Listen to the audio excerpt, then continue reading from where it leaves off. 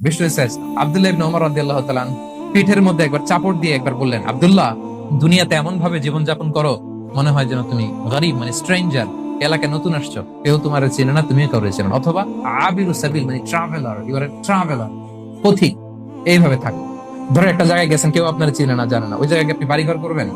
কারণ তো চিনেনই না, এটা সেফ এলাকা, তাও জানেন না, টাকাও তো নিয়ে আসেন নাই বাড়িঘর করবেন, কিছু করবেন? যেই কাজের জন্য গেছেন, কোন রকম কাজ সেরে চলে যাবো এখান থেকে, যেহেতু আমি অপরাজিত। অথবা ট্রাভেল করতেছেন, এখান থেকে মক্কা যাবেন, ধরেন যে দুবাইতে ট্রানজিট 4 ঘন্টা, কয় ঘন্টা ট্রানজিট, যেহেতু 4 ঘন্টা পাইছি, এবার একটা সোফা কিনি, একটা টেবিল কিনি, একটা এই কিনি সেই কিনি এয়ারপোর্টের ভিতরে, এরকম কোন পাগল করে?